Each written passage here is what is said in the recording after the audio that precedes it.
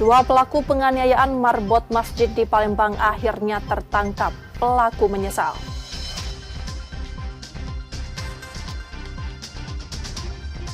Oknum pengacara ditetapkan sebagai tersangka perintangan penyidikan oleh Kejati Sumsel dalam kasus dugaan korupsi pembangunan internet desa di Musi Banyuasin.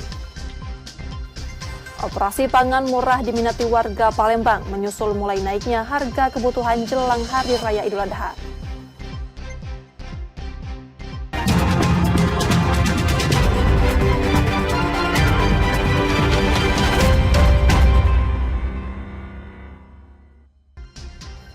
Selamat pagi saudara, apa kabar Anda hari ini? Seperti biasa kami akan membuka hari Anda dengan sejumlah laporan menarik dari Sumatera Selatan dan daerah lain di Sumatera bagian selatan. Selain berita utama tadi, masih ada informasi-informasi menarik lainnya yang akan kami sampaikan. Bersama saya Rizka Silviana, inilah Kompas Sumbaksel selengkapnya. Di Kompas TV, independen, terpercaya.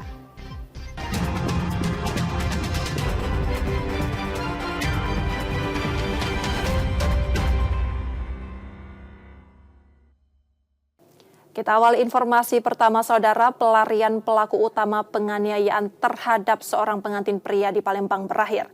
Polisi menangkap pelaku yang diduga menyerang korban karena dendam. Ia mengaku pernah ditusuk korban saat akan melayat mertuanya. Ini merupakan upaya penangkapan pelaku pembacokan seorang calon pengantin pria yang terjadi di Palembang pada 11 Mei 2025 lalu.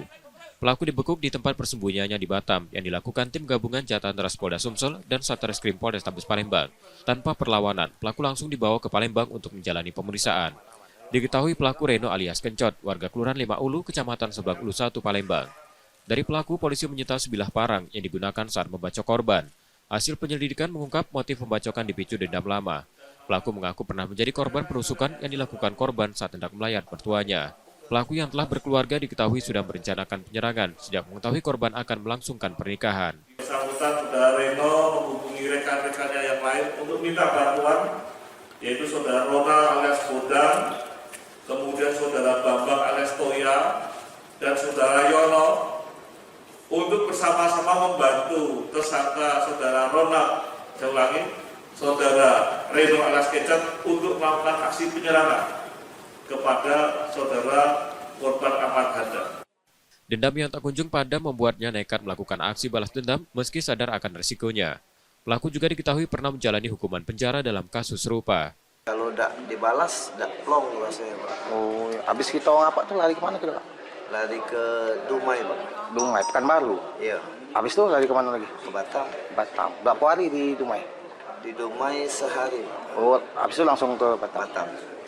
Sebelumnya, calon pengantin Ahmad Handan dibacok saat turun dari mobil di depan rumah mempelai wanita di Jalan Panca Usaha, Kelurahan Lima Ulu, Kecamatan Seberang Ulu 1, Palembang, pada Minggu pagi 11 Mei 2025. Akibat luka serius di tangan dan kaki, korban harus menjalani akad nikah di ruang IGD Rumah Sakit Bari Palembang. Yudi Kiswanto, Kompas TV, Palembang, Sumatera Selatan. Sementara itu, saudara, dua pelaku perampokan disertai penganiayaan seorang marbot masjid di Palembang akhirnya ditangkap. Aksi mereka sempat terekam kamera dan viral di media sosial. Dari pelaku, polisi menyita sebilah senjata tajam yang digunakan saat beraksi. Satuan Reskrim Polsek Ilir Bar 1 Palembang meringkus dua pelaku perampokan disertai pembacokan seorang marbot masjid di Palembang. Kedua pelaku Ki Agus M. Yunus dan Engki Ramdan ditangkap di dua lokasi berbeda. Ki Agus ditangkap di pos jaga sebuah kos-kosan, sedangkan Engki diringkus di area parkir restoran cepat saji di kawasan Demang Lebar Daun. Dari penangkapan tersebut, polisi menyita sebilah senjata tajam yang digunakan saat beraksi, serta satu motor milik korban yang sempat dijual pelaku. Uang hasil penjualan digunakan untuk kebutuhan sehari-hari. Identitas keduanya terungkap melalui rekaman kamera pengawas yang merekam aksi kejahatan mereka. Video tersebut sempat viral di media sosial dan memudahkan petugas mengidentifikasi pelaku. Karena konsentrasi tersangka yang membacok dan korban melakukan perlawanan, rekannya yaitu saudara Rama membantu melakukan perampasan sepeda motor miliknya. Kemudian ketika saudara Nurkolis mengejar sepeda motornya, saudara tersangka itu Yunus mengambil sepeda motornya melarikan diri. Keduanya dikenal sering melukai korban bila melawan. Dalam aksi yang terjadi pada Minggu 4 Mei 2025, korban seorang penjaga masjid diserang tiba-tiba saat akan membuka pagar masjid. Akibat bacokan pelaku, tangan korban terluka serius. Saat korban tak berdaya, pelaku membawa kabur motor miliknya. Ada kerja. Kamu kerja apa hari-hari? Kamu umur berapa? 23. Kamu sudah berapa kali masuk penjara? 2 kali, berarti residivis. Yang pertama kasus apa? Sajam. Yang kedua? Kini kedua pelaku terancam hukuman maksimal 7 tahun penjara. Yudi Kiswanto, Kompas TV, Palembang, Sumatera Selatan. Saudara, seorang pengacara di Palembang, Sumatera Selatan ditetapkan sebagai tersangka oleh Kejaksaan Tinggi Sumatera Selatan dalam kasus dugaan korupsi proyek internet desa. Oknum pengacara tersebut diduga berperan dalam merancang skenario untuk membebaskan kliennya dari jeratan hukum.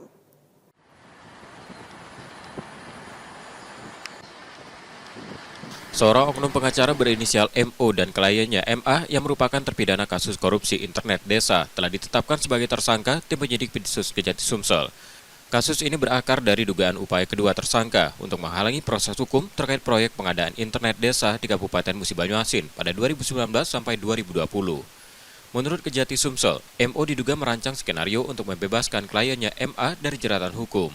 Modusnya mereka mencoba menutupi peran MA dalam aliran dana proyek internet desa senilai 9 miliar rupiah. Mereka berusaha mengalihkan perhatian dengan menyebutkan dana tersebut diterima Ridwan, Kepala Seksi Keuangan Desa, Dinas PMD Musi Banyuasin yang kini juga menjadi tersangka. Kasus ini tergolong dalam perintangan penyidikan muncul setelah MA yang sebelumnya sudah ditetapkan sebagai tersangka dalam kasus korupsi, khawatir aliran dana yang diterimanya akan terbongkar. Telah bersama-sama dan bersepakat untuk membuat skenario dan mengarahkan fakta untuk memberikan keterangan yang tidak benar dengan tujuan agar fakta yang sebenarnya itu tidak terungkap. Jadi secara rinci dapat saya jelaskan bahwa MO, saudara MO dan MH ini membuat suatu fakta yang mana ketika dilakukan pemeriksaan oleh penyidik, saudara MH ini ada rasa kekhawatiran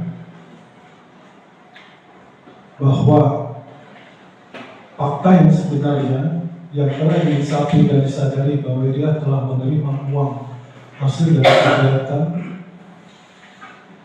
internet desa ini, sehingga dia ingin melepaskan diri dari ancaman sebagai tersangka.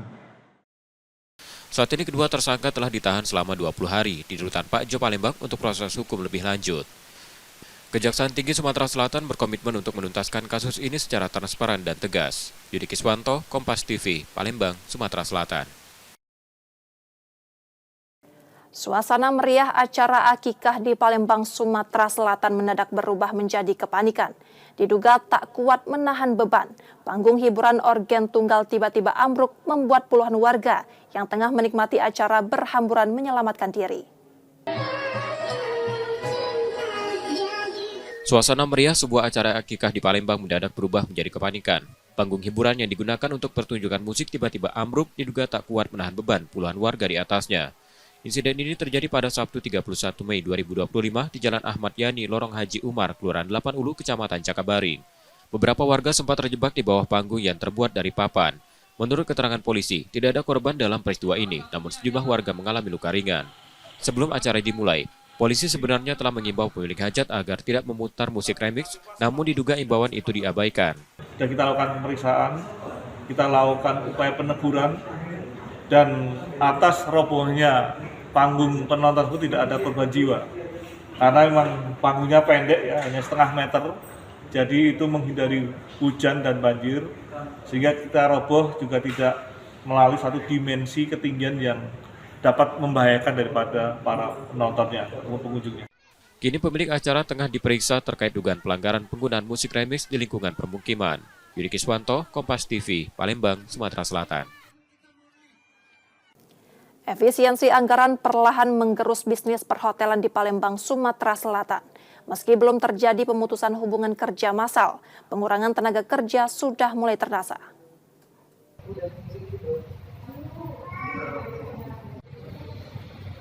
Data dari BPS Sumatera Selatan menunjukkan tingkat okupansi hotel berbintang di Palembang mengalami fluktuasi awal tahun ini, yakni 43,65% pada Januari, 45,18% pada Februari, dan turun menjadi 31,46% pada Maret.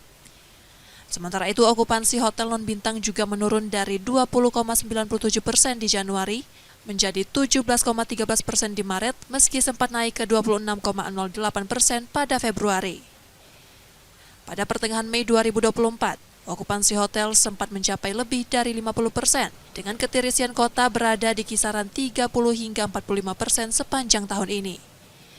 Meski masing-masing hotel memiliki kebijakan sendiri, kolaborasi berbagai lembaga di sektor pariwisata dianggap sebagai salah satu solusi efektif, sekaligus membantu pemerintah mengatasi tantangan ini.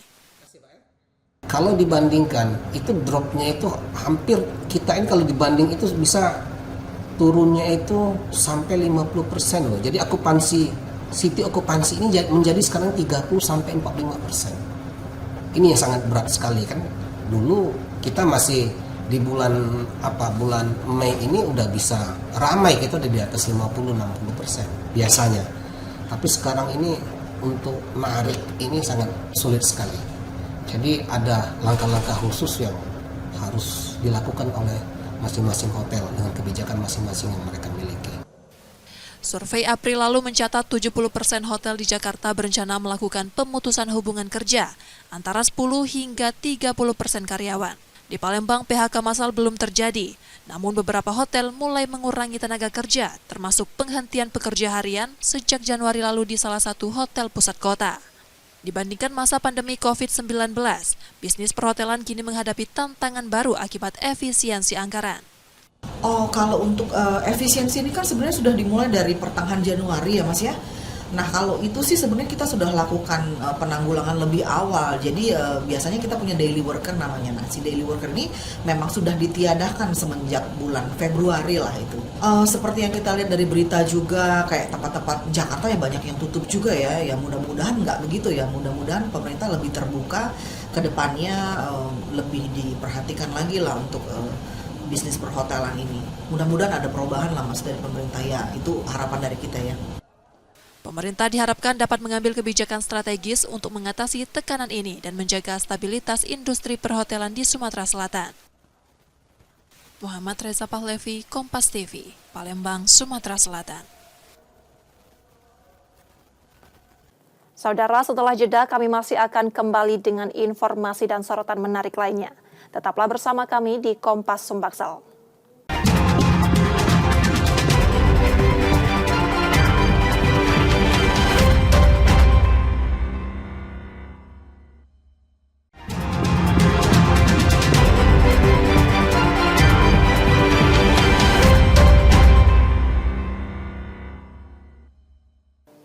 Terima kasih saudara, Anda masih menyaksikan Kompas Sumbaksel. Saatnya kita akan melihat sorotan dari daerah di Sumatera bagian selatan. Berikut laporan dari Bengkulu, Jambi, Lampung, dan Kepulauan Bangka Belitung. Setibanya di SD Negeri 61 Kota Bengkulu, Wakil Presiden Gubernur Raka Buming Raka langsung mengecek pelaksanaan program makan bergizi gratis di setiap kelas.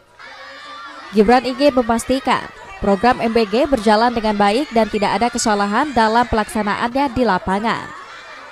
Tak hanya memantau pelaksanaan MBG, Gibran juga membagikan susu dan buku kepada pelajar. Saat akan pergi meninggalkan sekolah, Gibran langsung dikerumuni pelajar yang ingin bersalaman dengannya. Pelajar sangat senang dengan adanya kunjungan Wapres ke sekolah mereka, meski hanya singgah sebentar memantau pelaksanaan MBG. Makanannya apa aja lauknya? Rendang, tahu, pisang, susu, nasi. Udah itu sayur. Udah. Tadi udah foto bersama juga ya? Udah. Dapat apa dari Pak Gibran tadi? Buku.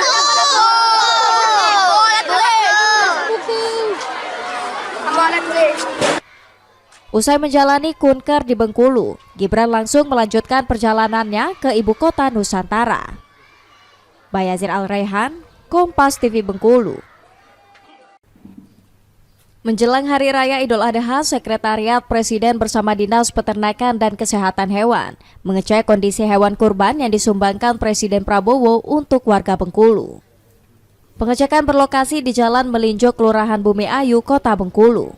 Ada 2 sampel pengecekan yang dilakukan yakni di Kota Bengkulu dan Kabupaten Seluma. Berbeda dengan tahun lalu, di tahun ini Bengkulu mendapat 11 ekor hewan kurban, dengan rincian 10 ekor untuk kabupaten kota dan 1 ekor untuk Provinsi Bengkulu. Sapi yang dipilih oleh Sekretariat Presiden yakni jenis sapi simental dengan bobot kurang lebih 888 kg. Jadi untuk tahun ini kita dapat 11 ekor. Seekor ya Pak ya? Jadi untuk 10 kabupaten kota tambah dengan 1 provinsi. Oke. Ini dari pusat baru pertama kali Pak ngecek di sini? Kalau dari pusat ini baru pertama kali ini, kemudian besok itu penyelesaian dokumen. Oke. Jadi yang sudah negosiasi harga, besok kita di aula untuk penandatangan kontrak ini. Oke, selain sapi di Kota Bengkulu, dari pusat ini ngeceknya di mana aja Pak? Saat ini seluruh usulan hewan kurban telah masuk ke proposal Sekretariat Presiden. Pembayaran langsung dilakukan Sekretariat Presiden ke peternak. Bayazir Al-Rehan, Kompas TV Bengkulu. Dalam putusannya, Majelis Hakim menyatakan terdakwa PU yang masih berusia 17 tahun terbukti bersalah secara sah dan meyakinkan melanggar pasal 340 KUHP tentang pembunuhan berencana.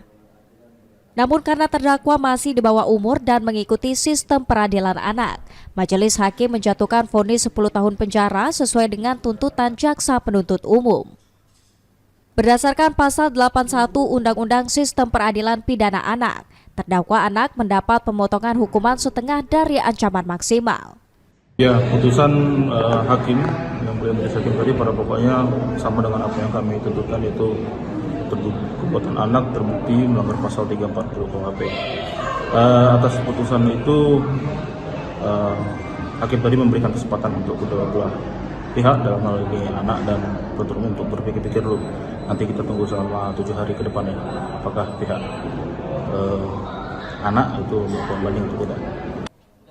Penasehat hukum korban menyatakan menerima putusan hakim meski keluarga masih tak terima perbuatan terdakwa yang menghilangkan nyawa anaknya. Bahagia, kami juga tidak bisa bahagia, dibilang puas. Kami juga tidak bisa puas. Tapi undang-undang kita memang mengatur bahwa anak itu setengah dari putusan orang dewasa, 10 tahun. Ya, jadi tolong hargai juga perasaan keluarga Arjuna, di mana mayatnya dimasukkan ke dalam subsiteng, itu sangat-sangat parah ya. Sebelumnya, PU ditangkap polisi setelah menghabisi nyawa 2 bocah secara sadis. Jasad korban dibuang di aliran sungai dan septic tank dengan terbungkus karung. Motif pembunuhan didasari rasa kekesalan pelaku karena korban memancing di kolam miliknya. Bayazir Al-Rehan, Kompas TV Bengkulu. Ribuan jemaah haji asal Provinsi Jambi telah diberangkatkan ke Tanah Suci Mekah dan 3 diantaranya dinyatakan meninggal dunia lantaran kondisi kesehatan tubuh jemaah melemah. Kepala Bidang Haji Kanwil Kemenak Provinsi Jambi mengatakan saat ini seluruh jemaah haji asal Jambi telah diberangkatkan ke Tanah Suci. Dari 2.938 jemaah haji, 3 diantaranya dinyatakan meninggal dunia, 2 sedang dirawat karena sakit. 3 orang jemaah yang meninggal dunia yaitu Yakub bin Abu Bakar, jemaah haji asal Kota Jambi, Sofian Muhammad Kasidah, jemaah haji asal Sungai Penuh, dan Ahmad Hasan Mukhtar, jemaah haji asal Kabupaten Tebo. Ya, dari usia yang kita lihat memang usia kategori lansia ya, yang sejak awal sepertinya memang berbagai macam problem, baik problem terkait dengan pernapasan, problem terkait penyakit bawaan dan sebagainya. Tapi kita sudah sampaikan kepada pihak keluarga, dan yang meninggal dunia ini nanti akan dibadal hajikan oleh pemerintah, dalam hal ini Kementerian Agama Republik Indonesia. Jadi kita yang meninggal dunia dimakamkan di sana, ada yang dimakamkan di Baki, ada juga yang dimakamkan di Mekah. Saat ini para jemaah haji sedang melaksanakan serangkaian kegiatan ibadah dan diharapkan dapat menyelesaikan ibadah haji dengan lancar. Ratnasari, Kompas TV Jambi.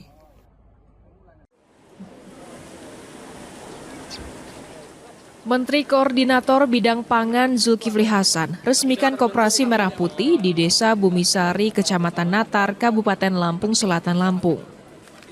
Ini merupakan koperasi merah putih pertama di Provinsi Lampung yang akan difasilitasi akses pembiayaan hingga 3 miliar rupiah melalui Himpunan Bank Negara. Menko Zulkifli Hasan ini menyebut sebagai upaya percepatan pembentukan koperasi desa sebagai solusi konkret untuk memperkuat ekonomi masyarakat dari akar rumput. Ia juga menambahkan hal ini juga sebagai menegaskan bahwa pembentukan koperasi adalah langkah strategis untuk menggerakkan ekonomi desa secara mandiri dan berkelanjutan. LPG 3 kilo, 3 sembako, 4 briling itu ya, 5 jasa pos ya kan. Nanti itu sementara yang akan menguntungkan, nanti dilihat potensinya. Nanti mengembangkan ternak ayam silahkan ya kan. Ada juga tadi yang mengembangkan hortikultura silahkan ya. Nanti tergantung kepada potensi desa masing-masing. Sementara Kepala Koperasi Merah Putih Bumisari Diktri Aryansyah menjelaskan bahwa koperasi yang ia pimpin telah resmi terbentuk pada 26 Mei 2025 dan langsung bergerak mengelola sejumlah usaha produktif yang selama ini telah dirintis warga.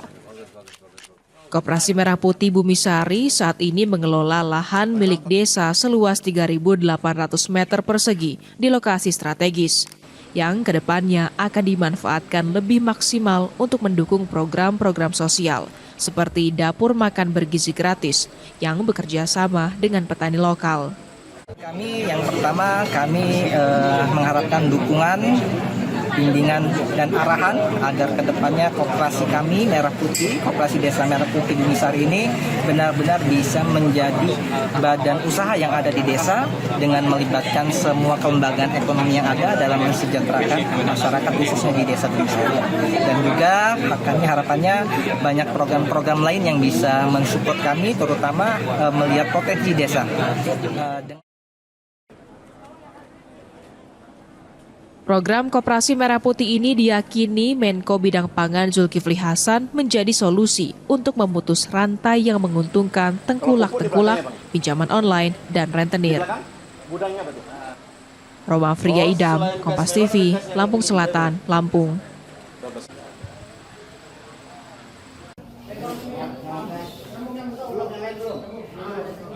MG, seorang pengajar di salah satu pondok pesantren di Bangka Selatan, resmi ditetapkan sebagai tersangka dalam kasus pencabulan terhadap belasan santri di bawah umur yang diduga telah dilakukan pelaku sejak 2024 lalu. Aksi bejat pria 40 tahun tersebut terbongkar setelah salah satu guru di pondok pesantren tempatnya mengajar melaporkan kejadian mencurigakan tersebut ke pihak berwajib. Berdasarkan hasil penyelidikan sementara, modus pelaku adalah dengan mengiming-imingi korban dengan memberikan uang tunai, serta janji akan membelikan barang-barang yang disukai santri. Yang terkait dengan situasi kampung. Tapi apa itu? Seksual yang terjadi di wilayah Bangka Selatan. Bahwa pelecehan seksual itu akan menimbulkan suatu trauma. Kemudian orang bisa juga akhirnya nanti ketika dewasa dia menjadi korban akan kemudian melakukan hal yang sama. Ini menjadi atensi bagi saya sebagai Kapolda Bangka Belitung untuk melakukan tindakan pencegahan. Yang pertama terkait Bangka Selatan, kita akan melakukan tindakan tegas sesuai hukum yang berlaku. Untuk koordinasi dengan jaksa sampai nanti di sidang pengadilan agar tidak ada korban-korban lain. Saat ini, tersangka dan barang bukti telah dibawa ke Polresta Bangka Selatan untuk pemeriksaan lebih lanjut. Selain itu, kepolisian juga memeriksa 10 santri lain yang diduga juga sebagai korban pelaku. Akibat perbuatannya, pelaku dikenakan Undang-Undang Perlindungan Anak dengan ancaman maksimal 20 tahun penjara. Nanda Ardiansah, Kompas TV, Pangkal Pinang, Kepulauan Bangka Belitung. Demikian tadi saudara sorotan dari Bengkulu, Jambi, Lampung, dan Kepulauan Bangka Belitung. Setelah jeda kami masih akan kembali dengan informasi menarik lainnya. Tetaplah di Kompas Sumbaksel.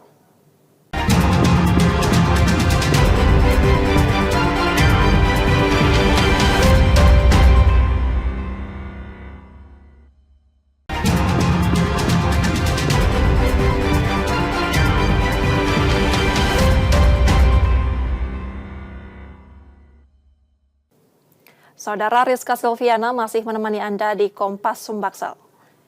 Menjelang Idul Adha 2025, harga sejumlah kebutuhan pokok termasuk cabai di pasar tradisional Kota Palembang mulai mengalami kenaikan.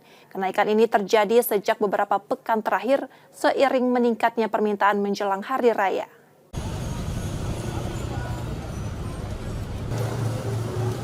Menjelang perayaan Idul Adha pekan ini, harga sejumlah kebutuhan di pasar tradisional Kota Palembang mengalami kenaikan.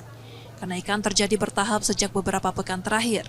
Harga beras yang sebelumnya di kisaran Rp12.000 per kilogram, kini menembus Rp16.000. Kenaikan juga terjadi pada telur ayam, dari Rp24.000 menjadi Rp26.000 per kilogram. Sementara harga minyak goreng naik dari Rp16.000 menjadi Rp20.000 per liter. Jelaslah otomatis berkurang jauh.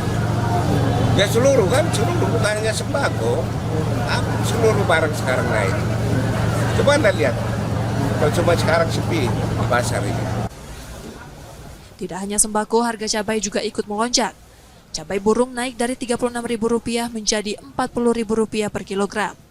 Cabai rawit hijau dari Rp28.000 menjadi Rp36.000 dan cabai rawit biasa dari Rp40.000 menjadi Rp48.000 per kilogram. Pasukan dari agen jadi bisa naik. Usaha ini beda kak dengan Idul Adha. Kalau masalah cabai ini agak standar sih. Beda dengan Lebaran Idul Fitri ya. Iya. Pedagang menyebut kenaikan harga cabai disebabkan menurunnya pasokan di pasaran. Kondisi ini turut mempengaruhi penjualan di pasar tradisional meski permintaan tetap tinggi menjelang Hari Raya. Nur Muhammad, Kompas TV, Palembang, Sumatera Selatan. Sementara itu, warga di Palembang rela berdesak-desakan untuk mendapatkan paket sembako dan daging murah dalam operasi pangan yang digelar Dinas Ketahanan Pangan dan Peternakan Provinsi Sumatera Selatan. Antrean ini dipicu kekhawatiran warga terhadap lonjakan harga kebutuhan menjelang Idul Adha.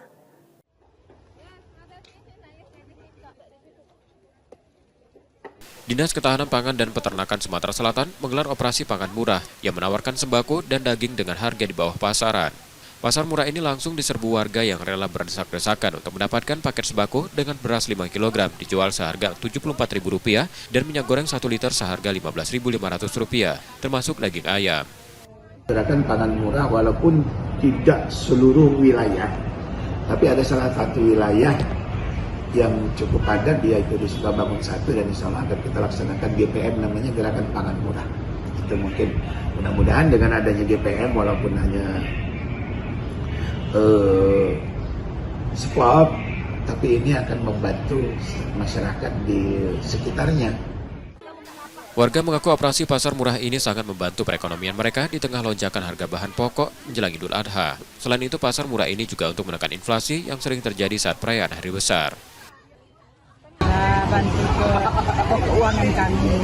Yang namanya uang cak kami kan, perlulah yang cak ini. Ibu beli apa tadi, Bu? Beli beras, beli telur. Memangnya harganya lebih murah dibanding pasar? Agak lah, lebih murah, 2.000, 1.000 jadilah. Ini di pasaran memangnya berapa sekarang harganya, Bu? Untuk beras, untuk ayam, Ibu beli apa aja tadi? Telur. Ayam kalau di pasar 26. Sekarang di sini? 24, jadilah 2.000. Operasi pasar murah akan digelar selama beberapa hari ke depan di berbagai lokasi, memberikan kesempatan bagi warga untuk memperoleh kebutuhan pokok dengan harga terjangkau. Esi Oktora, Muklas Diferensial, Kompas TV, Palembang, Sumatera Selatan.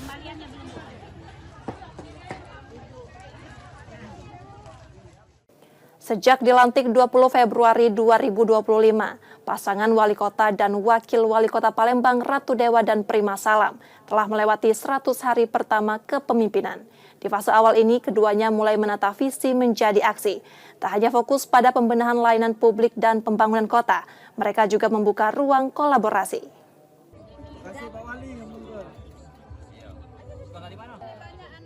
100 hari pertama menjadi catatan penting dalam perjalanan wali kota dan wakil wali kota Palembang, Ratu Dewa dan Prima Salam. Sejak dilantik 20 Februari 2025, keduanya langsung menjalankan sejumlah program unggulan yang pernah mereka janjikan. Program-program prioritas seperti Palembang Sehat, Palembang Cerdas, Palembang Peduli, Palembang Gercep, hingga Palembang Belaga mulai direalisasikan dan menyentuh langsung kebutuhan masyarakat. Di tengah upaya itu, Ratu Dewa dan Prima Salam juga aktif turun ke lapangan menyerap aspirasi, sekaligus menyelesaikan berbagai persoalan klasik kota, mulai dari kependudukan, layanan kesehatan, penataan kota, banjir, kebersihan, hingga kemacetan dan masalah sosial lainnya. Respon masyarakat pun cukup positif. Sebagian warga telah merasakan dampak dari program-program yang dijalankan. Meski begitu, harapan untuk peningkatan di sektor kesehatan dan pendidikan masih menjadi catatan yang disuarakan publik. Kami kan sebagai warga Palembang nih kan, yo puas juga sama kinerjanya. Maksudnya tuh kalau ada yang untuk berobat tuh kan bedi ini ke lagi. Kalau misalnya cak di puskes, misalnya kan di lagi caknya. Terus kalau untuk dari segi pendidikan, minta lagi sama beliau biar lebih dipantau lagi itu khususnya untuk anak-anak masuk sekolah. Harapan untuk Bapak Wali Kota agar lebih diperhatikan lagi itu untuk masalah anak sekolah. Dari total 45 program prioritas yang dirancang, mayoritas telah direalisasikan dalam 100 hari pertama. Sisanya kini tengah disiapkan dan masuk tahap finalisasi untuk segera dijalankan secara bertahap. Kendalanya itu seperti umpamanya ruang rawat inap kan baru sekian. Nah ini butuh anggaran. Artinya ke depan harus kami perbanyak lagi anggarannya sehingga mencapai angka lebih besar lagi. Terus yang lain-lain umpamanya pembangunan infrastruktur soal tadi olahraga. Nah ini juga kami butuh anggaran. Artinya ada yang skala pendek yang harus diselesaikan, ada yang menengah dan juga ada yang panjang. Makanya saya tidak mau mulu-mulu, oh ini tuntas 100% saya tidak mau.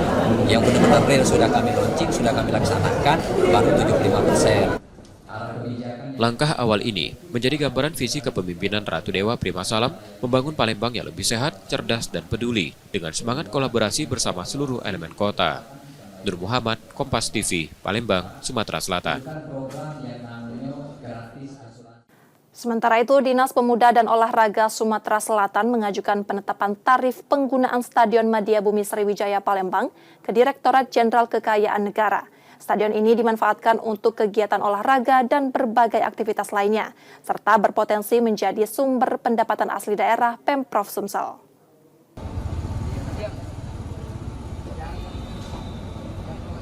Dinas Pemuda dan Olahraga Sumatera Selatan tengah mengajukan permohonan ke Direktorat Jenderal Kekayaan Negara untuk menetapkan nilai pemanfaatan Stadion Madia Bumi Sriwijaya Palembang. Penetapan ini menjadi dasar bagi pihak yang ingin mengelola atau menggunakan stadion secara lebih luas dan profesional. Meski skema pengelolaan jangka panjang masih dalam tahap perencanaan, saat ini stadion tetap dapat digunakan masyarakat. Pemanfaatannya mengacu pada tarif yang telah diatur dalam Peraturan Daerah Nomor 23 Tahun 2023 tentang retribusi daerah. Kita kan terbuka, kalaupun memang ada pihak lain yang ingin mengelola Stadion Bumi Sriwijaya ini, kita sudah mengajukan ke DJKN untuk menafsir. Kalau memang ada pihak lain yang ingin mengelola ini, kan ada nilai yang harus ditentukan sesuai dengan aturan. Nah itu yang menentukan berapa nilai itu bukan kita. Itulah kita mengajukan ke DJKN. Dispora Sumsel menilai dengan pengelolaan yang tepat, Stadion Madia Bumi Sriwijaya berpotensi menjadi salah satu sumber pendapatan asli daerah mulai penyewaan fasilitas yang dikelola pihak ketiga. Nur Muhammad, Kompas TV, Palembang, Sumatera Selatan. Semangat kebersamaan dan sportivitas mewarnai lapangan hijau di Palembang. Pemerintah Provinsi Sumatera Selatan menggelar kejuaraan sepak bola antar organisasi perangkat daerah. Ajang ini menjadi wadah silaturahmi, sekaligus memasyarakatkan olahraga khususnya sepak bola di kalangan aparatur sipil negara.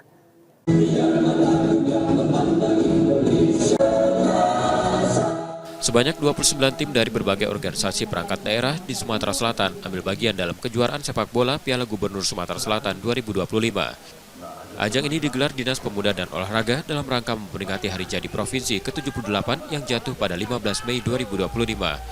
Kejuaraan juga merupakan implementasi dari Instruksi Presiden Nomor 3 Tahun 2019 tentang percepatan pembangunan sepak bola nasional. Selain mempererat silaturahmi antar pegawai, turnamen ini menjadi bagian dari upaya memasyarakatkan olahraga, khususnya sepak bola di lingkungan aparatur sipil negara. Mudah-mudahan dengan adanya turnamen ini bisa lebih mempererat tali silaturahmi antar individu juga antar lembaga, sehingga kinerjanya akan semakin kompak. Jadi kerja yang kolaboratif seperti kepada pemain bola. Setelah ini antar parpol. Jadi setiap partai politik kita pertandingkan sepak bolanya. Jadi semeriah mungkin kita tunjukkan, tapi harus sama dengan OPD, harus original, dan parpol juga harus original, kader-kadernya yang main. Jadi ini masih dalam kemeriahan 79 tahun Sumatera Selatan. Digelar 2 tahun sekali, kejuaraan serupa sebelumnya telah berlangsung pada 2023. Kini semangat sportivitas kembali menggelora, membawa warna baru dalam dinamika kebersamaan di lingkungan pemerintah daerah. Nur Muhammad, Kompas TV, Palembang, Sumatera Selatan. Saudara, kami jeda sejenak, setelah itu kami masih akan kembali. Tetaplah di Kompas Sumbaksel.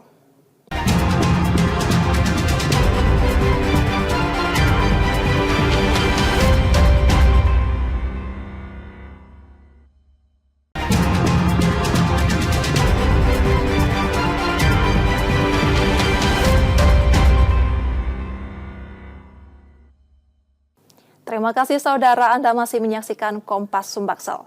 Jika Anda tidak sempat menyaksikan sorotan utama kami, berikut kilasan laporan utama Kompas Sumbaksel hari ini. Satuan Reskrim Polsek Ilir Barat 1 Palembang meringkus 2 pelaku perampokan disertai pembacokan seorang marbot masjid di Palembang. Kedua pelaku Ki Agus M. Yunus dan Engki Ramdan ditangkap di 2 lokasi berbeda. Ki Agus ditangkap di pos jaga sebuah kos-kosan, sedangkan Engki diringkus di area parkir restoran cepat saji di kawasan Demang Lebar Daun. Dari penangkapan tersebut, polisi menyita 9 senjata tajam yang digunakan saat beraksi, serta 1 motor milik korban yang sempat dijual pelaku. Uang hasil penjualan digunakan untuk kebutuhan sehari-hari. Identitas keduanya terungkap melalui rekaman kamera pengawas yang merekam aksi kejahatan mereka. Video tersebut sempat viral di media sosial dan memudahkan petugas mengidentifikasi pelaku. Karena konsentrasi tersangka yang membacok dan korban melakukan perlawanan, rekannya yaitu saudara Rama membantu melakukan perampasan sepeda motor miliknya. Kemudian ketika saudara Nurkolis mengejar sepeda motornya, saudara tersangka itu Yunus mengambil sepeda motornya melarikan diri. Keduanya dikenal sering melukai korban bila melawan. Dalam aksi yang terjadi pada Minggu 4 Mei 2025, korban seorang penjaga masjid diserang tiba-tiba saat akan membuka pagar masjid. Akibat bacokan pelaku, tangan korban terluka serius. Saat korban tak berdaya, pelaku membawa kabur motor miliknya. Ada kerja, kamu kerja apa hari-hari? Kamu umur berapa? 23. Kamu sudah berapa kali masuk penjara? 2 kali. 2 kali, berarti residivis. Yang pertama kasus apa? Sajam. Yang kedua? Kini kedua pelaku terancam hukuman maksimal 7 tahun penjara. Yudi Kiswanto, Kompas TV, Palembang, Sumatera Selatan.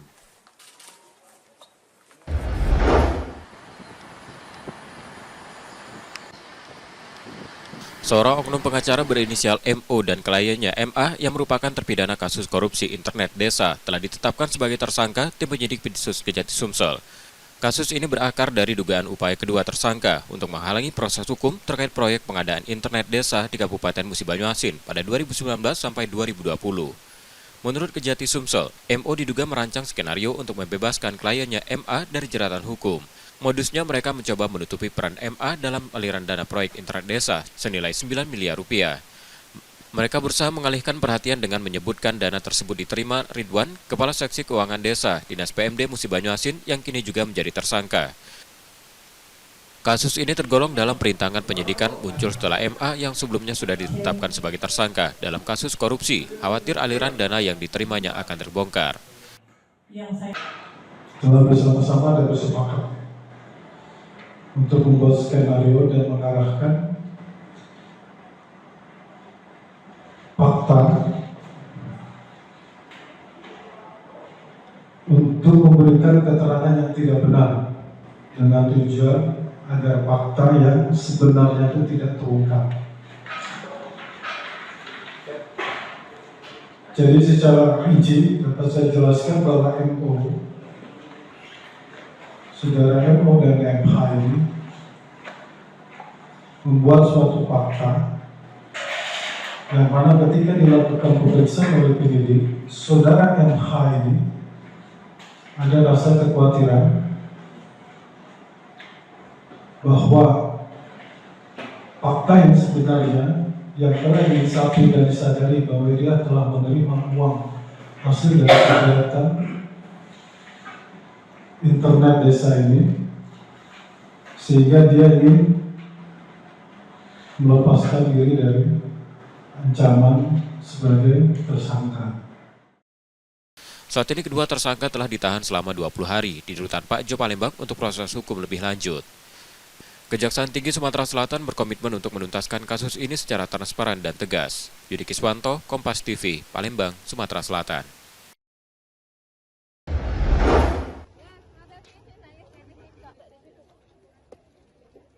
Dinas Ketahanan Pangan dan Peternakan Sumatera Selatan menggelar operasi pangan murah yang menawarkan sembako dan daging dengan harga di bawah pasaran. Pasar murah ini langsung diserbu warga yang rela berdesak-desakan untuk mendapatkan paket sembako dengan beras 5 kg dijual seharga Rp74.000 dan minyak goreng 1 liter seharga Rp15.500, termasuk daging ayam. Gerakan pangan murah walaupun tidak seluruh wilayah, tapi ada salah satu wilayah yang cukup padat, yaitu di Sukabangun 1, dan insya Allah akan kita laksanakan GPM, namanya Gerakan Pangan Murah. Itu mungkin mudah-mudahan dengan adanya GPM walaupun hanya spot, tapi ini akan membantu masyarakat di sekitarnya. Warga mengaku operasi pasar murah ini sangat membantu perekonomian mereka di tengah lonjakan harga bahan pokok menjelang Idul Adha. Selain itu, pasar murah ini juga untuk menekan inflasi yang sering terjadi saat perayaan hari besar. Bantu ke keuangan kami. Yang namanya uang cak kami kan, perlulah yang cak ini. Ibu beli apa tadi, Bu? Beli beras, beli telur. Memangnya harganya lebih murah dibanding pasar? Agak lah, lebih murah, 2.000, 1.000 jadilah. Ini di pasaran memangnya berapa sekarang harganya, Bu? Untuk beras, untuk ayam, Ibu beli apa aja tadi? Telur. Ayam kalau di pasar 26. Sekarang di sini? 24, jadilah 2.000. Operasi pasar murah akan digelar selama beberapa hari ke depan di berbagai lokasi, memberikan kesempatan bagi warga untuk memperoleh kebutuhan pokok dengan harga terjangkau. Esi Oktora, Muklas Diferensial, Kompas TV, Palembang, Sumatera Selatan.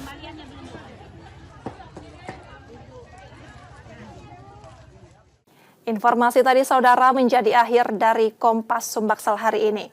Tetap saksikan konten lokal di Kompas TV setiap hari mulai pukul 4.30 hingga 7 pagi. Saudara, media adalah pilar yang menjaga keseimbangan informasi. Dengan menonton Kompas TV Palembang, Anda membantu memastikan media terus ada menyajikan berita yang dapat dipercaya. Kembali kami mengingatkan bagi Anda yang ingin berbagi informasi atau kritik dan saran, dapat mengakses media sosial kami di @KompasTV_Palembang. Akhirnya saya Rizka Silviana pamit, tetaplah menyaksikan Kompas TV, independen terpercaya. Terima kasih sudah menonton dan sampai jumpa.